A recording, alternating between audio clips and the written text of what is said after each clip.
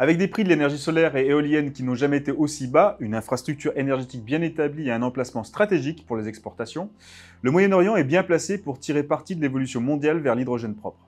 Ces avantages pourraient permettre à la région de s'approprier une part importante de la demande mondiale d'hydrogène propre, tout en l'aidant à atteindre ses objectifs de décarbonation.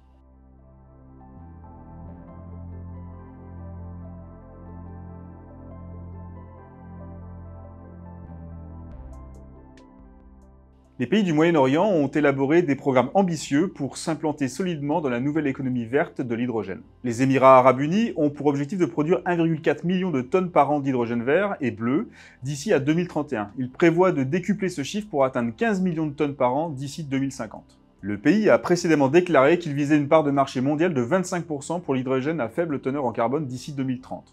L'année dernière, ADNOC a annoncé qu'elle allait jouer un rôle de premier plan en prenant une participation de 43% dans les activités de Masdar liées à l'hydrogène vert. L'entreprise d'énergie renouvelable appartenant à l'État d'Abu Dhabi vise à produire jusqu'à 1 million de tonnes d'hydrogène vert par an d'ici 2030. Les partenariats sont considérés comme essentiels au développement de l'économie de l'hydrogène dans la région MENA. Parmi les autres facteurs qui stimulent ce marché, on peut citer le potentiel de séquestration du carbone grâce à la disponibilité d'espaces portuaires et la possibilité de stocker l'hydrogène dans des cavités salines. La certitude réglementaire est également essentielle pour que les entreprises investissent dans l'hydrogène vert et à faible teneur en carbone.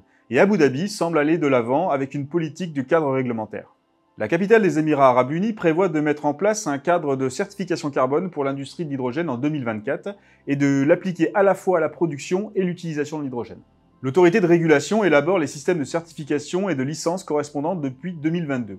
Grâce à ce cadre, elle préparera le secteur naissant à l'hydrogène à devenir une réalité tangible à Abu Dhabi afin de répondre à la demande intérieure et à terme de conquérir certains des marchés prometteurs au-delà des Émirats arabes unis.